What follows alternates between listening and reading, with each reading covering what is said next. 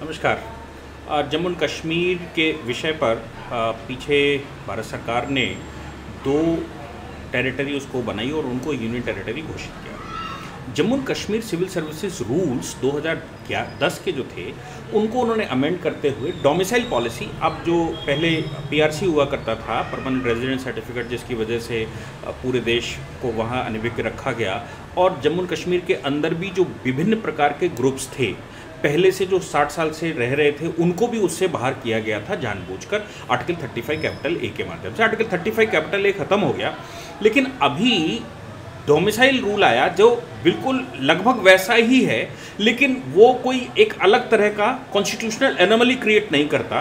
क्यों? क्योंकि domicile policy सभी देश के सभी राज्यों में लगभग है, और हम जो रिजर्वेशन का लाभ लेते हैं वो उसी स्टेट में लेते हैं जिस स्टेट में हम रहते हैं, वो डोमिसाइल होता है। इसी प्रकार का जम्मू कश्मीर राज्य ने भी कुछ समय के लिए अपने यहाँ डोमिसाइल पॉलिसी लागू की है, जिसमें वो जॉब्स के लिए स्टेट के रहने वाले लोगों के लिए रिजर्वेशन लागू करते हैं। अब जब जम्मू कश्मीर यूनाइटेड था तो जम्मू कश्मीर और लद्दाख ये तीनों पोर्शन हुआ करते थे। आज की तारीख में लद्दाख अलग हो चुका है। लद्दाख के एक सज्जन ने जम्मू कश्मीर के जो डोमिसाइल रूल्स आए हैं या डोमिसाइल पॉलिसी जो 31 मार्च 2020 को चेंज करी है भारत सरकार ने या जम्मू कश्मीर स्टेट ने, उसके सेक्शन 3A, 5A, 6, 7 और 8 को चैलेंज किया है। Jammu Kashmir civil services decentralization and recruitment act 2010 में, और उन्होंने ये कहा है कि आर्टिकल 14, आर्टिकल 16, आर्टिकल 19 और article 21 of the constitution of India का ये वायलेशन करता है। यानी कि इक्वलिटी का वायलेशन करता है, जॉब्स की एम्प्लॉयमेंट का वायलेशन करता है, फ्रीडम्स का वायलेशन करता है, right to life and personal liberty का वायलेशन करता है। इन्होंने सुप्रीम कोर्ट में ये पिटीशन डाली कि 100% डोमिसाइल राज्य में होना ठीक नहीं है, और इसको हम चैलेंज करते हैं। क्यों? क्योंकि हम वो यूनाइटेड जम्मू कश्मीर के पार्ट हैं, जो पुराना जम्मू कश्मीर है उसके हम हिस्से हैं, और आज लद्दाख अलग हो चुका है, इसलिए जम्मू कश्मीर की जो अपॉर्चुनिटीज़ हैं उनको हमको वंचित ना किया जाए, और हमको वहाँ पर जॉब्स के लिए और वहाँ जो सिविल सर्विसेज रूल्स हैं उसमें एंट्री दी जाए। ऐसा उन्होंने चैलेंज किया है। सुप्रीम कोर्ट उसकी सुनवाई करेगा। 370 के बाद ये पहली पिटीशन संभवतः है जो इस प्रकार के जम्मू कश्मीर के मामलों को वहाँ चैलेंज कर रही है। तो इस पर मैंने कुछ क्वेश्चन आंसर्स कुछ लोगों ने किए थे, तो उस क्वेश्चन आंसर पर कि पूरी डोमिसाइल पॉलिसी एक्चुअली है क्या और क्यों ये चैलेंज हो रही है, क्या है, वो एक पुराना इंटरव्यू है, हम आपको उसका वर्जन इसके साथ साथ दे रहे हैं। आप उसको सुनेंगे तो आपको समझ में आएगा। जम्मू कश्मीर में नया डोमिसाइल लॉ लागू हो चुका है, ये हम सब जानते हैं। कई महीने हो चुके हैं और अब जम्मू कश्मीर में नए डोमिसाइल लॉ के तहत डोमिसाइल सर्टिफिकेट बनाए जा रहे हैं।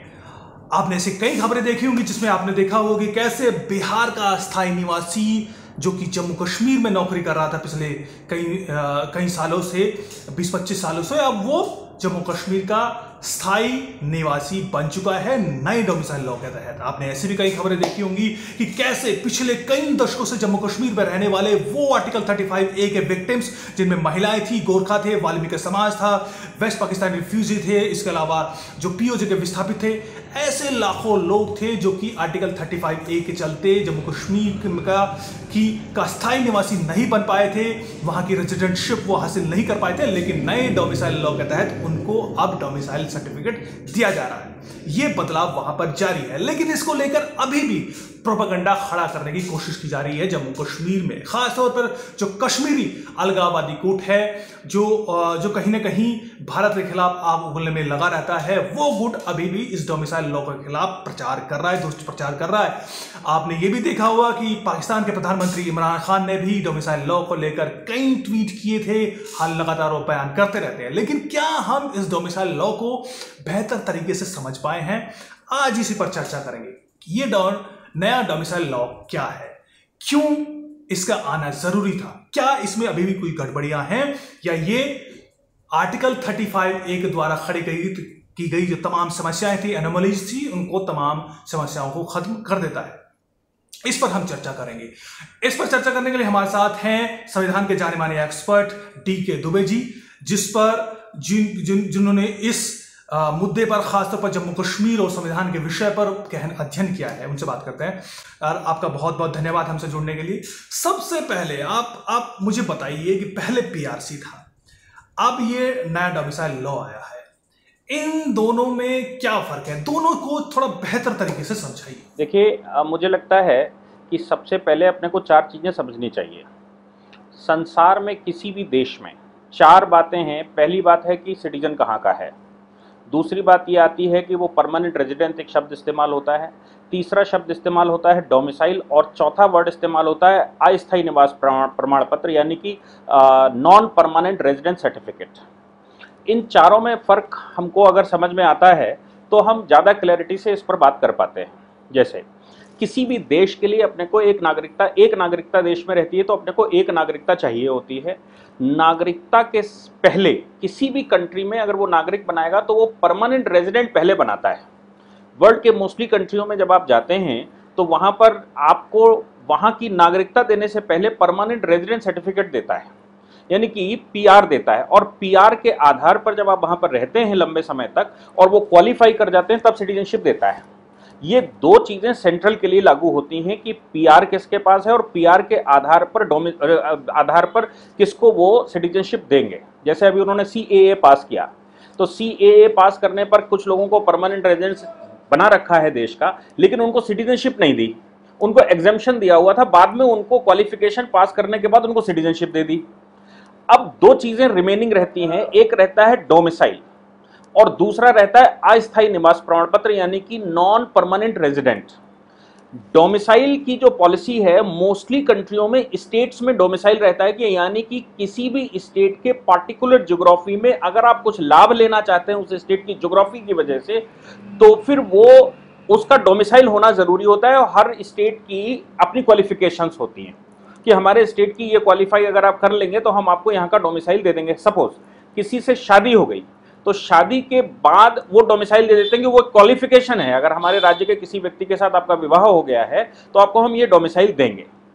चौथी बात ये आती है कि किसी भी स्टेट के अंदर, राज्य के अंदर जब हम अंदर घुसते हैं तो राज्य में अस्थायी निवास करते हैं। सपोज हम किसी स्टेट में जॉब करने गए, कुछ लेबर है आज का जो चल रहा है, तो लेबर किसी भी राज्य में अगर रहने जाएगा तो वहां एक अस्थायी निवास प्रमाण पत्र बनता है। वो एक रेंट एग्रीमेंट उसके पास होता है या कोई डॉक्यूमेंट होता है या कहीं वो जॉब करने जाता है, इसके आधार पर नॉन परमानेंट रेजिडेंस सर्टिफिकेट उसको मिल जाता है।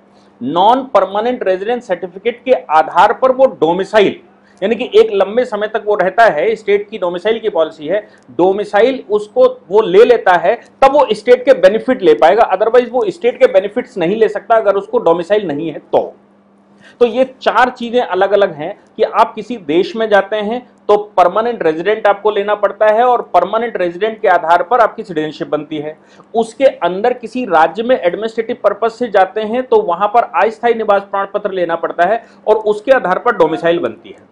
दुर्भाग्य हमारे देश का यह है कि हमारे देश में हमने डोमिसाइल की कोई एक निश्चित पॉलिसी नहीं बनाई और यही कारण है कि हर स्टेट में डोमिसाइल को लेकर विभिन्न प्रकार के रूल्स चलते हैं। हालांकि प्रदीप जैन का एक जजमेंट बड़ा आया ऑनरेबल सुप्रीम कोर्ट का और उसने ये कहा कि देखिए डोमिसाइल भारत में अगर है तो एक डोमिसाइल हो सकता है, एक से अधिक डोमिसाइल नहीं हो सकता। जिस प्रकार एक सिटीजनशिप भारत की है वैसे ही एक डोमिसाइल हो सकता है, यानी कि जिस राज्य में भी आप हैं उस राज्य में अगर आपको डोमिसाइल मिल गया है तो किसी दूसरे राज्य में आपको डोमिसाइल नहीं मिलेगा। अगर दूसरे राज्य में आप जाते हैं तो वहां अस्थायी निवास प्रमाण पत्र बनेगा और उस अस्थायी निवास प्रमाण पत्र के आधार पर आप डोमिसाइल वहां पर क्लेम करेंगे।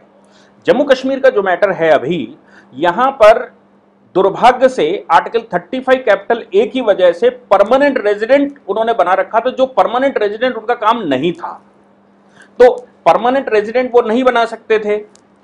क्या किया इन्होंने कि अभी जब 370 डाइल्यूट हुआ और 35 कैपिटल ए और कॉन्स्टिट्यूशनल ऑर्डर पूरा खत्म हो गया तो खत्म होने के बाद जाहिर सी बात है कि परमानेंट रेजिडेंट भी खत्म हो गया और वो जो 35 कैपिटल ए की वजह से रिस्ट्रिक्शंस थे वो खत्म हो गए। लेकिन जो स्टेट के रिक्रूटमेंट के लॉज हैं या स्टेट के विभिन्न प्रकार के लॉज हैं वो लॉ तो आज भी जिंदा है, क्योंकि वो तो हमने स्टेट रिऑर्गेनाइजेशन एक्ट से जिंदा रखे हैं, इसलिए उनमें अमेंडमेंट करना जरूरी है। अदरवाइज 35 कैपिटल ए को समाप्त करने के बावजूद हम स्टेट में उसको इंप्लीमेंटेशन में नहीं ला पाएंगे। तो अभी जो ये ऑर्डर हुए हैं इन ऑर्डर्स की खास बात ये है कि ये अब उसको इंप्लीमेंटेशन में जो 5 अगस्त और 9 अगस्त का ऑर्डर है उस ऑर्डर को इंप्लीमेंटेशन में लाने के लिए अब विभिन्न प्रकार के जो स्टेट लॉज हैं, उन स्टेट लॉज में ये अमेंडमेंट है और इन अमेंडमेंट को करके अब बिल्कुल क्लियर रास्ता किया जाता है।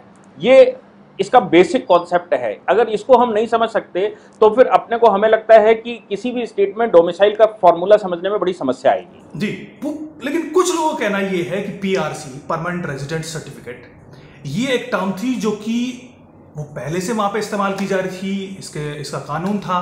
तो बेहतर ये ना होता कि इसी पीआरसी टर्म को इस्तेमाल किया जाता, इसी में कुछ संशोधन करते, उन लोगों को भी पीआरसी दे दी जाती जो कि आर्टिकल 35A के चलते पीआरसी नहीं ले पाए थे, बजाय इसके कि नया डोमिसाइल लॉ लागू किया जाए, नई टर्म वहां पे लागू की जाए और अब जो कि पहले से पीआरसी होल्डर है उनको भी डोमिसाइल सर्टिफिकेट लेने के लिए कहा जाए। हालांकि उनको अलग से कोई सर्टिफिकेट लेने की जरूरत नहीं, सर्टिफिकेट कोई प्रूफ देने की जरूरत नहीं है।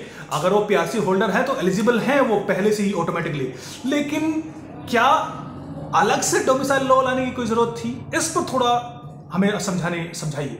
देखिए, अब सवाल ये आता है कि हमारे देश में जो पीआरसी है ना, वो राष्ट्रीय लेवल पर हमने कभी इस्तेमाल नहीं की और हमारे यहाँ परमानेंट रेजिडेंट सर्टिफिकेट नाम का कोई सर्टिफिकेट हम जारी नहीं करते। हम केवल वीज़ा उसको देते हैं और वीज़ा देने के बाद हमारे देश में कोई भी व्यक्ति आता है और यहाँ पर रहता है, इसके बाद वो सिटीजनशिप क्लेम करता है। हम परमानेंट रेजिडेंट का फॉर्मूला ही इंडिया में नहीं है। अब चूंकि एक स्टेट में परमानेंट रेजिडेंट का फॉर्मूला आपने बना रखा है तो ये एनोमली इतनी बड़ी हो जाएगी, अगर आप यूनिफॉर्म लॉ नहीं लाएंगे तो इतनी बड़ी हो जाएगी कि परमानेंट रेजिडेंट अगर यूएस में चले जाएंगे या यूरोप में चले जाते हैं तो वो परमानेंट रेजिडेंट का मतलब दूसरा होता है उनके यहाँ। इसलिए हमारे यहाँ सिर्फ 3 प्रकार के डॉक्यूमेंट बनते हैं, एक सिटीजनशिप का बनता है, एक डोमिसाइल का बनता है और तीसरा जो है वो नॉन परमानेंट रेजिडेंट का बनता है। तो मुझे लगता है कि अगर हम डोमिसाइल वर्ड इस्तेमाल करते हैं तो वो ज्यादा पर्पस को हल करता है। दूसरा ये भी है कि परमानेंट रेजिडेंट सर्टिफिकेट की जो एनोमलीज बहुत सारी क्रिएट हो गई पिछले 70-75 साल में, इन एनोमलीज को अगर खत्म करना है तो आप उस शब्द को ही हटा दीजिए और एकदम नया कॉन्सेप्ट पूरा का पूरा दीजिए। अगर आप उसको रखेंगे तो लोग इंटरप्रिटेशन पुराने वाले से और नए वाले से करने में फर्क नहीं कर पाएंगे। इसलिए अगर आपको बिल्कुल नए सिरे से सब कुछ करना है और बहुत अच्छे एक्सप्लेनेशन करने हैं तो आपको पुराना वाला खत्म ही करना पड़ेगा और उसकी जगह नया लाना पड़ेगा और उसमें आप एक कैटेगरी बना दीजिए। जैसे इस एक्ट में इन्होंने जो government of Jammu and Kashmir का जनरल एडमिनिस्ट्रेटिव डिपार्टमेंट का जो नोटिफिकेशन आया 18 मई 2020 का, इस नोटिफिकेशन में उन्होंने बिल्कुल क्लियर कहा। दूसरा जो रिक्रूटमेंट एक्ट है 2010 का, उसमें जो संशोधन अभी लेकर आए और सेक्शन 3A और सेक्शन 5A जोड़ा, उस डेफिनेशन में उन्होंने साफ तौर से कहा, आप देखेंगे उस रिक्रूटमेंट के सेक्शन 6, सेक्शन 7 और सेक्शन 8, वो ये कहता था कि यहां पर जॉब लेने के लिए आपके पास जो बेसिक क्वालिफिकेशन है वो परमानेंट रेजिडेंट होना चाहिए। इन्होंने क्या किया कि सेक्शन 6 और सेक्शन 7 में संशोधन करते हुए ये कहा कि परमानेंट रेजिडेंट की जगह पर डोमिसाइल वर्ड इस्तेमाल किया जाएगा और उसको हम रिप्लेस करते हैं। और डोमिसाइल वाला जो इन्होंने ये जो दूसरा ऑर्डर है, इस ऑर्डर में 18 मई वाला जो ऑर्डर है, 18 मई के ऑर्डर में इन्होंने साफ कहा कि डोमिसाइल जो व्यक्ति भी रखेगा उसकी अपनी क्वालिफिकेशन है और क्वालिफिकेशन में डाल दिया कि आपके पास अगर पीआरसी है पुराना जो इस तारीख से पहले का परमानेंट रेजिडेंट सर्टिफिकेट है तो आपको डोमिसाइल के लिए एलिजिबिलिटी बनती है। यानी कि बाकी एलिजिबिलिटियों के साथ साथ permanent resident certificate Jammu and Kashmir में जो आज 18 मई 2020 से पहले चलता था, उसकी क्वालिफिकेशन आपकी बनती है कि आप इस आधार पर डोमिसाइल बना सकते हैं। इसके अलावा उन्होंने सेक्शन 3A और सेक्शन 5A में जो रिक्रूटमेंट एक्ट है उसमें और चीजें जोड़ी हैं।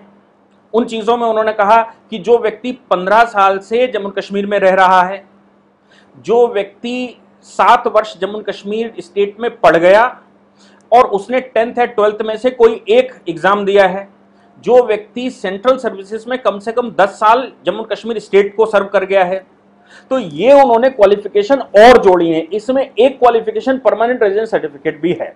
अगर आप परमानेंट रेजिडेंस सर्टिफिकेट की डेफिनेशन में फर्क करेंगे और डोमिसाइल नई चीज नहीं लाएंगे तो फिर मुझे लगता है कि जो पुराने 70-75 साल के जम्मू कश्मीर के ऑर्डर्स हैं, उन ऑर्डर्स में इतनी एनोमली आ जाएगी कि उसको सॉल्व करते करते आपको अलग से हर डिस्ट्रिक्ट में एक कोर्ट बिठानी पड़ेगी।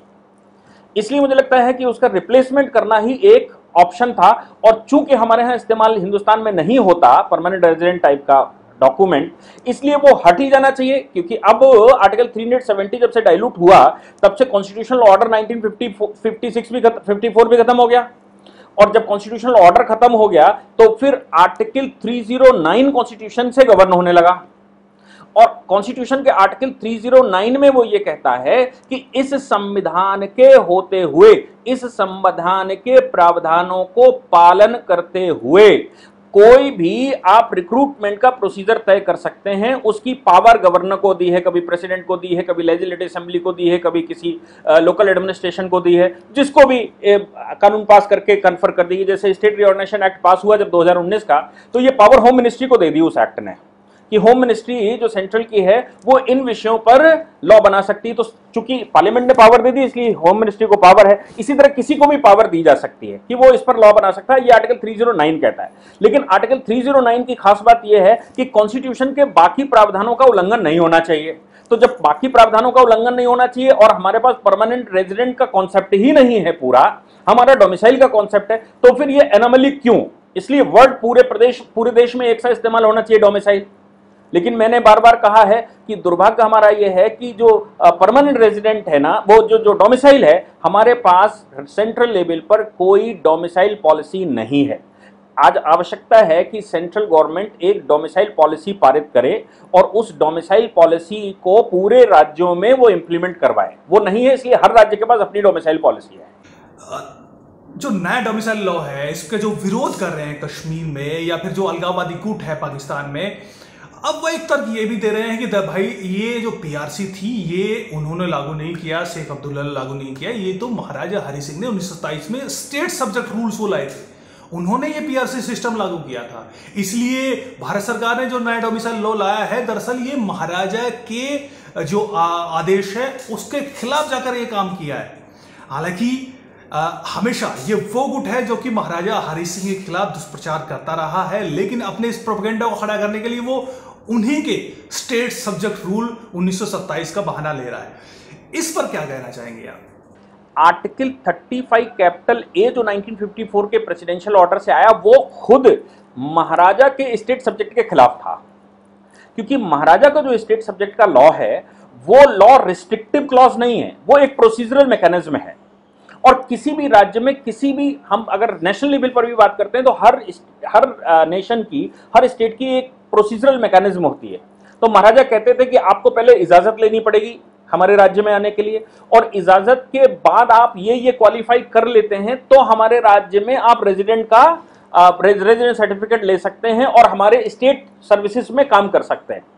यानी कि उन्होंने ये बिल्कुल नहीं कहा, जो स्टेट सब्जेक्ट है उसमें ये बिल्कुल नहीं कहा गया कि आप अगर कहीं और से आएंगे तो हमारे राज्य में आ ही नहीं सकते और हमारे राज्य में कुछ कर ही नहीं सकते। वो कहते हैं आप हमारे राज्य में आ सकते हैं, आप हमसे अनुमति लीजिए, हमारे राज्य में आइए, जिसको हम कह रहे हैं अस्थायी निवास प्रमाण पत्र आप लेंगे, तो आप हमसे अस्थायी निवास प्रमाण पत्र लीजिए, उसके बाद आप 10 साल वहां पर रहिए, जो क्वालिफिकेशंस होती हैं वो क्वालिफिकेशंस क्वालिफाई करिए और फिर आप अप्लाई करिए, तो हम आपको यहाँ परमानेंट रेजिडेंट दे देंगे। और आपको स्टेट सब्जेक्ट मतलब है स्टेट के किसी भी व्यक्ति के ऊपर जो कानून लागू होते हैं वो कानून आपके ऊपर भी लागू होने लगेंगे। तो उन्हीं कानूनों से आप भी गवर्न करने लगेंगे। हमारे राज्य के जैसे बाकी लोगों को हम ट्रीट करते हैं वैसे ही आपको ट्रीट करने लगेंगे और आप हमारे रेजिडेंट हो जाएंगे। लेकिन उसमें उसने ये नहीं कहा था कि आप आ ही नहीं सकते और ले ही नहीं सकते। जबकि हमने जब 35 कैपिटल ए बनाया केंद्र ने, तो 35 कैपिटल ए में कहा कि आप जा ही नहीं सकते, आप वहां पर रह ही नहीं सकते, आप जॉब कर ही नहीं सकते, आप स्टेट सर्विसेज, स्टेट बेनिफिट्स ले ही नहीं सकते। ये ऑटोमेटिकली या ऑलरेडी पूरे कॉन्स्टिट्यूशन का वायलेशन था, लेकिन उसका प्रोटेक्शन आर्टिकल 370 ने दे रखा था, इसलिए वो चल रहा था। अब सवाल यहां पर आता है कि जो ये 2018 का ऑर्डर आया या स्टेट 2019 का ऑर्डर आया या स्टेट रिऑर्गनाइजेशन एक्ट 2019 पास हुआ है, 2020 में जो ऑर्डर आया, ये ऑर्डर क्या 35 कैपिटल ए के सिमिलर है या फिर महाराजा का जो स्टेट सब्जेक्ट है वही हमने यहां पर लागू कर दिया? एग्जैक्टली मुझे लगता है कि ये जो 2020 का ऑर्डर है ये महाराजा का स्टेट सब्जेक्ट है। महाराजा का स्टेट सब्जेक्ट कहता था कि 10 साल अगर हमारे स्टेट में तुम सर्विस कर लोगे तो हम आपको परमानेंट रेजिडेंट दे देंगे। ये भी एक्ट यही कहता है कि 10 साल अगर आप हमारे यहाँ सेंट्रल सर्विसेज में आ जाएंगे तो हम आपको रेजिडेंट दे देंगे। वो कहता था 10 साल आप यहां पर आकर रहकर सर्टिफिकेट लेकर कर लेंगे। ये कहता है कि 15 साल अगर हमारे यहां रह लोगे तो फिर हम आपको यहां डोमिसाइल दे देंगे। ये कहता है कि अगर हमारे यहां एजुकेशन ले ली 7 साल तक और हाई स्कूल या इंटर की आपने एग्जाम यहां पर दे लिए हैं तो फिर हम आपको परमानेंट रेजिडेंट यहां ये डोमिसाइल आपको यहां का दे देंगे। तो मुझे लगता है कि महाराजा का जो स्टेट सब्जेक्ट था उससे थोड़ा स्ट्रिक्ट है ये, लेकिन ये अनकॉन्स्टिट्यूशनल टाइप जो आर्टिकल 35 कैपिटल ए था वैसा नहीं है, लेकिन ये महाराजा का स्टेट सब्जेक्ट ही है। डोमिसाइल लॉ लाने के अलावा जम्मू कश्मीर सरकार ने एक और बड़ा काम किया है, वो है जो Jammu Kashmir civil services decentralization recruitment act 2010 का था। उसमें कुछ शर्तें जोड़ी है। उसमें जम्मू कश्मीर सरकार ने यह कहा है कि जितनी भी राज्य में नौकरियां होंगी वो वहां के डोमिसाइल के लिए यानी स्थायी निवासियों के लिए आरक्षित की गई है। इसको हमें थोड़ा सा बेहतर तरीके से समझाइए कि ऐसा क्या चेंजेस लाया है, क्या कानून में बदलाव लाया है, क्या मीनिंग है इसका। मैं इसको कानूनन तरीके से देखता हूं। पहली बात तो ये है कि जिस समय आपने आर्टिकल 35 कैपिटल ए हटाया उस समय देश में सिंगल नागरिकता थी पहले भी और आज भी है। तो सिंगल नागरिकता के आधार पर आर्टिकल 19 सबको मिलता है पूरे देश में, यानी कि right to resident, right to movement, right to association, right to business and trade and business. किसी भी व्यक्ति को देश के किसी भी कोने में ये काम करने का अधिकार होता है, तभी देश इंटीग्रेट हो पाता है। अगर आप उसको अलग अलग करके रखेंगे तो फिर देश का इंटीग्रेशन नहीं हो सकता। एक तो ये बात कंफर्म है। लेकिन कोई भी व्यक्ति जिसके मंसूबे अच्छे ना हो, वो किसी राज्य में जाना चाहता है और वहां के संसाधनों पर कब्जा करना चाहता है, तो उसके लिए ये जो रिस्ट्रिक्शन है ना डोमिसाइल का, ये सफिशिएंट है। क्योंकि कोई भी व्यक्ति अगर ऑब्जेक्ट बनाकर आएगा तो साल 2 साल 3 साल का ऑब्जेक्ट बनाकर आएगा, लेकिन कोई भी व्यक्ति, मुझे नहीं लगता कि आज की तारीख में 15 साल का ऑब्जेक्ट बनाकर आएगा कि आज हम वहां पर जाएंगे और 15 साल बाद यहां संसाधन कब्जा करेंगे। तो आपने तो पहले रिस्ट्रिक्शन लगा दिया है कि 15 साल से पहले आप ले ही नहीं सकते। तो जब 15 साल से पहले हम ले ही नहीं सकते तो इसका मतलब है 15 सालों तक वो केवल व्यापार करेगा, व्यापार करके जम्मू कश्मीर को लाभ देगा। और अगर वो वहां उन क्वालिफिकेशंस को क्वालिफाई कर लेता है तो फिर जम्मू कश्मीर को अडॉप्ट करने में क्या समस्या है, किसी भी राज्य को अडॉप्ट करने में क्या समस्या है। कोई व्यक्ति अगर आपके स्टेट के लिए बेनिफिशियल है और आपके स्टेट के लिए अच्छा है तो मुझे लगता है ये संसाधन इतना आसान नहीं है कि आप किसी भी स्टेट में जाकर संसाधन कब्जा कर लेंगे। क्योंकि डोमिसाइल जो जम्मू कश्मीर की है, मुझे लगता है कि देश में और स्टेटों में जो डोमिसाइल है उन डोमिसाइलों से आज भी जम्मू कश्मीर की डोमिसाइल स्ट्रिक्ट है। और मुझे लगता है कि होना भी चाहिए। कुछ राज्य है जिसको नॉर्मल कंडीशन में लाने में आपको समय लगेगा, तो जब तक समय वो लगेगा, आपको नेचुरल करने में समय लगेगा, उतना समय तो देना भी चाहिए ना राज्य को नॉर्मल होने में। तो राज्य को नॉर्मल होने के लिए अगर उन्होंने 15 साल दे दिए हैं, महाराजा तो 10 ही साल देते थे केवल, ये तो 15 साल दे रहे हैं। तो 15 साल दे रहे हैं, मुझे लगता है कि कोई इस तरह से सीधे संसाधन कब्जा करने के उद्देश्य से अगर आएगा तो वो कर नहीं सकता। और जिन लोगों का भी ये लॉजिक है वो केवल भड़काने वाली बात है, देश को गुमराह करने की बात है। प्रैक्टिकली ये संभव नहीं है। नहीं, किसी प्रकार के उसकी जरूरत नहीं है। क्यों? क्योंकि ये जो 2020 18 मई वाला जो ऑर्डर है, इसमें उन्होंने डोमिसाइल की पूरी प्रक्रिया बताई है और इस पूरी प्रक्रिया में उन्होंने कहा है कि जिसके पास भी 15 साल से ऊपर वहां रहने का कोई भी एविडेंस है वो ले जाकर सीधा चल सकता है तहसीलदार के पास। उसके लिए उसके पास राशन कार्ड हो सकता है, उसका आधार कार्ड हो सकता है, उसके पास वोटर आईडी हो सकती है, या उसके पास कुछ और इसी तरह का डॉक्यूमेंट हो सकता है। जो प्रकार का भी डॉक्यूमेंट है और वो ये कह दे कि मैं 15 साल से इस राज्य में रहता हूं, तो इतना सफिशिएंट है वहां के लिए। इसलिए ये लोग चूंकि जमाने से रह रहे हैं, 1947 से रह रहे हैं या उससे भी पहले के रह रहे हैं, किसी को 64 साल हो गए, किसी को 70 साल हो गए, किसी को 80 साल हो गए, इन लोगों को मुझे नहीं लगता कि किसी अलग प्रकार के डॉक्यूमेंट की जरूरत पड़ेगी, क्योंकि इनके पास ऑलरेडी लाइसेंस तो था ही। इनके पास किसी न किसी प्रकार का job card, license, ration card तो था, कुछ ना कुछ तो था। बेनिफिट नहीं ले पा रहे थे केवल, तो वो केवल लगाकर वो डोमिसाइल सर्टिफिकेट ले लेंगे। अगर वो डोमिसाइल सर्टिफिकेट नहीं भी लेते हैं तो भी वो सारे संसाधनों के लिए आज की तारीख में एलिजिबल हैं, क्योंकि हमने ये कहीं नहीं कहा है कि आप डोमिसाइल सर्टिफिकेट ले लेंगे तभी आप एलिजिबल होंगे। हमने ये कहा कि डोमिसाइल सर्टिफिकेट चाहिए, डोमिसाइल होना चाहिए। और डोमिसाइल होने के लिए आप प्रमाणित कैसे करेंगे हमारे पास डोमिसाइल है? तो कोई एक क्लिक का डॉक्यूमेंट आपके पास हो, वो डॉक्यूमेंट आपका डोमिसाइल बनेगा। तो आपको इतनी बड़ी झंझटें जितनी भी हैं उन सबको पार करके सिर्फ एक डॉक्यूमेंट हाथ में रखना है, वो आपका डोमिसाइल है। आप वहां से डोमिसाइल ऑब्टेन कर लीजिए। डोमिसाइल ऑब्टेन करने के बाद आपको अब किसी और डॉक्यूमेंट की भविष्य में जरूरत नहीं पड़ेगी। इसलिए ये ईज ऑफ प्रोसेस है। तो मुझे लगता है कि डोमिसाइल का प्रोसेस, उसका जो बाइंडिंग नेचर है और उसको जिस प्रकार से इंप्लीमेंटेशन करने की सिटीजन चार्टर लागू किया है, वो काबिल तारीफ है केंद्र सरकार का। और जो एनोमली हो सकती है या जो मिस मैनेजमेंट हो सकता है, उसको भी रोक लगा दी गई है इस ऑर्डर से। तो क्या ये माना जाए कि जो जम्मू कश्मीर में आर्टिकल 35A के जो पीड़ित थे, जिसमें महिलाएं थीं, वहाँ का वाल्मीकि समाज था, वहाँ का गोरखा था, वहाँ के वेस्ट पाकिस्तानी रिफ्यूजी थे, वहाँ के पीओजे के विस्थापित थे जो कि 1947 में आए थे, लाखों संख्या थी। क्या ये मान लिया जाए कि नए डोमिसाइल लॉ के बाद जो ये सर्टिफिकेट हासिल कर लेगा, अब उनको किसी तरह के तमाम अधिकार मिल जाएंगे, उनको किसी तरह की कोई डिस्क्रिमिनेशन का सामना उनको नहीं करना पड़ेगा, जैसे पहले पीआरसी ना मिलने की वजह से आर्टिकल 35A के चलते उनको करना पड़ता था।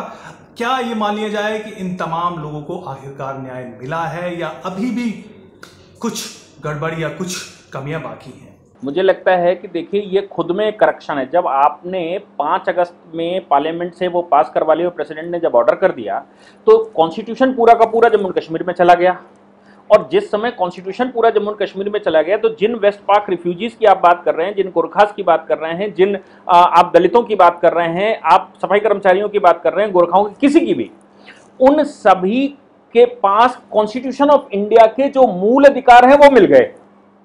अब रह क्या गया? रह गया केवल इंप्लीमेंटेशन। तो इंप्लीमेंटेशन के लिए एडमिनिस्ट्रेटिव मैकेनिज्म की जरूरत पड़ती है, और एडमिनिस्ट्रेटिव मैकेनिज्म में एडमिनिस्ट्रेटर्स जो बैठते हैं, जिनको वो काम इंप्लीमेंट करना होता है, उनके लिए भी कुछ ऑर्डर्स की जरूरत पड़ती है, उनके लिए कुछ रूल्स एंड रेगुलेशंस की जरूरत पड़ती है। तो अभी ये जो हुआ है 16 मई का, 18 मई का, और सबसे इंपॉर्टेंट 31 अप्रैल का, वो सॉरी क्या है, 31 मार्च का और 3 अप्रैल का, ये ऑर्डर बहुत ज्यादा इंपॉर्टेंट है। ये सही मायने में जम्मू कश्मीर के जो भेद किया जा रहा था, उन भेद किए जाने वालों के साथ जस्टिस करने के लिए ग्राउंड रियलिटी पे, ग्राउंड पर उतारने का कारण है, साधन है। तो और जब आप कह रहे हैं कि किसी और की जरूरत पड़ती है, तो मुझे लगता है कि इतना बड़ा राज्य है, 65 साल 70 साल हो गए हैं उस राज्य में इस प्रकार के एनोमली क्रिएट हुए, तो फिर बहुत सारे लॉज ऐसे रहते हैं जिनमें वो लिखा होता है कि आपको पीआरसी चाहिए। वो जैसे जैसे लेजिस्लेशन के या वहां एडमिनिस्ट्रेशन के ध्यान में आता है, वो वैसे वैसे ऑर्डर करते जाते हैं। इसीलिए मैंने कहा कि आपने 31 मार्च का ऑर्डर अलग किया, फिर आपने 3 अप्रैल का ऑर्डर किया, फिर आपने 16 मई का ऑर्डर किया, फिर आपने 18 मई का ऑर्डर किया, और इस तरह के ऑर्डर आते ही रहेंगे। जो आपका 31 मार्च का ऑर्डर है, उस ऑर्डर में 138 कानून है, 138 लॉज में इसी तरह के संशोधन है सब में। तो 138 जो उनके ध्यान में आ गए, उनमें कर लिया धीरे धीरे करके, और बहुत सारे नोटिफिकेशंस होंगे, बहुत सारे केसेस होंगे, बहुत सारे लॉज होंगे, बाय लॉज होंगे, उनमें जैसे जैसे ध्यान में आता जाएगा वैसे वैसे उसमें संशोधन किया जा सकता है। अगर वो संशोधन नहीं करेंगे, तो जब भी ये कोर्ट में चैलेंज होगा, तो वो लॉ अनकॉन्स्टिट्यूशनल कहलाएगा, फिर और ज्यादा एनोमली क्रिएट हो जाएगी, क्योंकि उस लॉ के तहत कुछ लोगों ने पहले से जॉब कर रखा होगा, कुछ अभी जॉब ले रहे होंगे। तो मुझे लगता है कि धीरे धीरे जैसे जैसे समस्याएं सामने आती हैं, वैसे वैसे ऑर्डर करके उसको क्लियर करते रहते हैं। जी, तो नया डोमिसाइल लॉ बन चुका है, डोमिसाइल लॉ सर्टिफिकेट लोग ले भी रहे हैं। रिक्रूटमेंट जो एक्ट है जम्मू कश्मीर का, सिविल सर्विसेज एक्ट, उसमें भी कुछ संशोधन किया गया है। जम्मू कश्मीर के लोगों के लिए, वहाँ के डोमिसाइल के लिए रिजर्वेशन रखा गया है। क्या इस मामले में अब कोई कमियां हैं, इसमें कोई गड़बड़ियां अभी भी आपको दिखाई देती हैं एक संविधान विशेषज्ञ होने के नाते, या ये मामला जो कमियां अब तक थी पिछले 7-8 दशकों में हमने देखी, वो तमाम दिक्कतें अब दूर हो चुकी हैं, या अभी भी किसी तरह की एनोमली आपको दिखाई देती है इन दोनों ही एक्ट्स में? देखिए, मुझे लगता है कि कोर्ट में 31 मार्च का जो इनका डोमिसाइल का ऑर्डर है या जो अमेंडमेंट है, वो बिल्कुल कंफर्म है। उसको कोर्ट में वो 10 मिनट भी नहीं टिक सकता। लेकिन जहां तक मेरे से अगर पूछेंगे नेशनल लॉज के आधार पर, और जैसे कॉन्स्टिट्यूशन वहां लागू हो गया है, तो इनका जो 3 अप्रैल और 4 अप्रैल का ऑर्डर है संशोधन, वो फंस जाएगा कोर्ट में जाकर। वो कोर्ट में जाकर इसलिए फंस जाएगा कि अभी रिसेंटली 2018 में एक मुकेश कुमार का जजमेंट आया। इसको हम Mukesh Kumar versus state of Madhya Pradesh कहते हैं, और ये बड़ा जजमेंट था, क्योंकि इसमें प्रदीप जैन का डोमिसाइल का एक बड़ा जजमेंट था, उसको इन्होंने कंसीडर किया है। इसमें उन्होंने कहा कि किसी भी व्यक्ति के, भारतवर्ष में किसी भी व्यक्ति के साथ उसके रेजिडेंस के आधार पर रिक्रूटमेंट में कोई भेदभाव नहीं किया जा सकता। अब आपने डोमिसाइल बना दिया और डोमिसाइल बनाकर कह दिया कि पहले जो पहला वाला ऑर्डर था वो लेवल 4 का था, और लेवल 4 सुप्रीम कोर्ट बार बार कह चुका है कि लेवल 4 में रेजिडेंट की कंडीशन लगाई जा सकती है, लेकिन लेवल 1 लेवल 2 में नहीं लगाई सकती, यानी कि class A class B jobs में नहीं लगाई जा सकती। तो क्लास, अब इन्होंने कहा कि सभी पोस्टें कवर करते हैं हम इसमें, जब दूसरा ऑर्डर करा ना तो उन्होंने कहा हम लेवल 1 लेवल 2 लेवल 3 लेवल 4 सब कवर करते हैं, और एनी पोस्ट इन जम्मू कश्मीर के लिए डोमिसाइल जरूरी पड़ जाएगा। तो जब ये कह देंगे तो फिर आपके आर्टिकल 15 और आर्टिकल 16 में जहां पर आप, और आर्टिकल 14 में जब आपने इक्वलिटी की बात कही कि देश के किसी भी कोने में मुझे जॉब करने का, आर्टिकल 19 के तहत सेटल होने का, बिजनेस करने का, रिक्रूटमेंट करने का मुझे फंडामेंटल राइट है, तो आप डोमिसाइल की कंडीशन कैसे लगा सकते हैं? और डोमिसाइल की कंडीशन अगर आपने सभी पोस्टों पे लगा दी है तो फिर कॉन्स्टिट्यूशन का क्या होगा? क्योंकि आज की तारीख में जम्मू कश्मीर का तो कॉन्स्टिट्यूशन है नहीं, आज की तारीख में तो सेंट्रल का कॉन्स्टिट्यूशन है। इसलिए ये जो 3 अप्रैल का ऑर्डर है, इस ऑर्डर को रिव्यू करा जाएगा, और ये भी जो लोग अगर जम्मू कश्मीर के वहां जाते हैं चैलेंज करने के लिए, ये उनके अगेंस्ट में ही चला जाएगा, बाकी देश के फेवर में चला जाएगा, जम्मू कश्मीर के अगेंस्ट में चला जाएगा सुप्रीम कोर्ट या कोर्ट। और इस ऑर्डर को अगर उसने अनकॉन्स्टिट्यूशनल कर दिया तो जो डोमिसाइल अभी मिल गया है महाराजा के स्टेट सब्जेक्ट के इक्विवेलेंट हर जॉब में, वो डोमिसाइल भी डाइल्यूट हो जाएगा और केवल लेवल 4 पर रह जाएगा।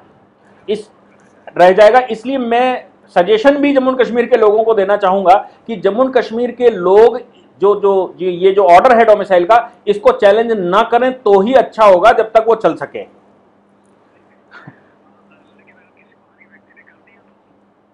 तो फिर क्या, फिर तो भैया देश एक है, जम्मू कश्मीर से लेकर और कन्याकुमारी तक देश एक है ना, तो एक से ही सब जगह होंगे आर्टिकल। हाँ,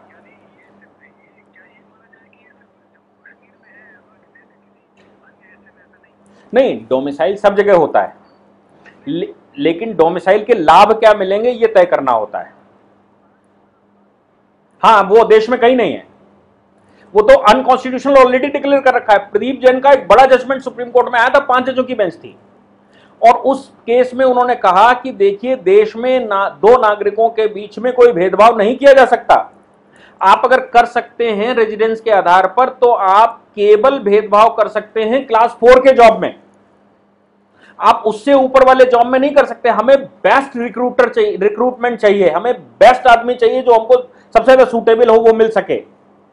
इसीलिए चूंकि ये सब कुछ चल रहा था, इसलिए आपको याद होगा कि सुप्रीम कोर्ट ने कहा नीट की एक परीक्षा क्यों नहीं करवाते पूरे देश में।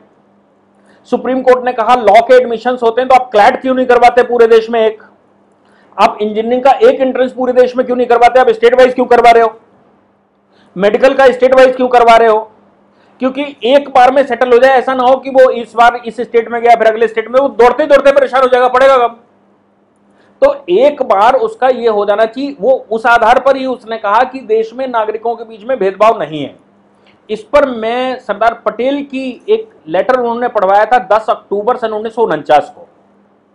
ये जो प्रोविंस और स्टेट का फर्क था ना, जिसकी बात आप कर रहे हैं, इसका रूट है 10 अक्टूबर सन 1949 में पार्लियामेंट्री डिबेट में सरदार पटेल ने कहा कि देखिए हम किसी भी राज्य में और प्रोविंस में दो नागरिकों के बीच में कोई भेदभाव करना नहीं चाहते।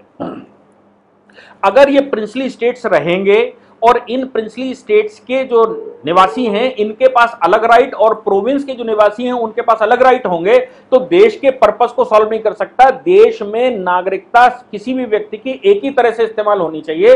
देश में दो नागरिकों के बीच में कोई भेदभाव नहीं होना चाहिए। इसलिए उन्होंने ये जो सब जगह पूरे देश में कॉन्स्टिट्यूशन एक ही लागू होगा। आपको याद होगा कि हम लोगों ने पीछे भी चर्चा की थी कि देश में कई एक कॉन्स्टिट्यूशन बन रहे थे, शुरू में यूनियन का अलग बन रहा था और हर प्रिंसली स्टेट का अलग कॉन्स्टिट्यूशन बन रहा था। तो सरदार पटेल ने उसका विरोध कर दिया था कि हर स्टेट में कॉन्स्टिट्यूशन नहीं होना चाहिए। क्यों? क्योंकि हम देश के दो निवासियों के बीच में भेदभाव नहीं चाहते, और अगर रहेगा तो देश यूनाइट नहीं रहेगा। एक देश एक अक्षुण्ण राष्ट्र बनाने में हमको समस्या होगी। इसलिए उस बात को ध्यान में रखते हुए आज तक पूरे देश में एक ही प्रकार की डोमिसाइल चलती है। और जिस भेदभाव की आप बात कर रहे हैं वो भेदभाव स्टेट बेनिफिट्स को लेकर होते हैं। स्टेट बेनिफिट्स का मतलब है कि आपके राज्य में कोई शेड्यूल्ड कास्ट है या शेड्यूल्ड ट्राइब है, तो वो शेड्यूल्ड कास्ट शेड्यूल्ड ट्राइब अगर जिस स्टेट का डोमिसाइल उसके पास है उसी स्टेट में उसका लाभ ले सकता है। दूसरे स्टेट में जाएगा तो वो जनरल बनकर जाएगा। ऐसे ही स्टेट के जो और बेनिफिट्स हैं, और बेनिफिट्स इन द सेंस कि राज्य में कुछ आप वजीफे लेते हैं, कुछ आप पैसे लेते हैं, कुछ आप स्कॉलरशिप लेते हैं, तो राज्य ये तय करता है क्या आप हमारे डोमिसाइल हैं। अगर आप हमारे डोमिसाइल हैं तो हम आपको ये बेनिफिट्स देंगे, सस्ता राशन देंगे, सस्ता मकान देंगे, ये सब हम तभी देंगे जब आप हमारे राज्य की हमारी जिम्मेवारी होंगे। और नहीं तो आप जिस राज्य की जिम्मेवारी है वहां जाइए, और नहीं तो हमारे राज्य में डोमिसाइल गेन कर लीजिए, यानी कि हमारे राज्य के आप स्थायी निवासी बन जाइए, आपको सारे बेनिफिट्स खोल देंगे। तो आज की तारीख में अगर उत्तर प्रदेश का व्यक्ति कुछ लाभ लेना चाहता है रिजर्वेशन का दिल्ली में, तो वो ले नहीं सकता, वो उत्तर प्रदेश में ही ले सकता क्योंकि डोमिसाइल वहां का है। तो ये कुछ डिस्क्रिमिनेशन है जो अलाउ किए गए हैं, क्योंकि रीजनलिज्म के आधार पर, रीजन्स के आधार पर व्यक्तियों के डेवलपमेंट की बात आती है। जैसे पहाड़ी क्षेत्र है तो पहाड़ी क्षेत्र में डेवलपमेंट कम होता है, इसलिए हम उनकी फौज में जब उनको भर्ती करते हैं तो उनकी 2 सेंटीमीटर 3 सेंटीमीटर हाइट कम ले लेते हैं। ये स्टेट के डोमिसाइल का लाभ उसको मिलता है।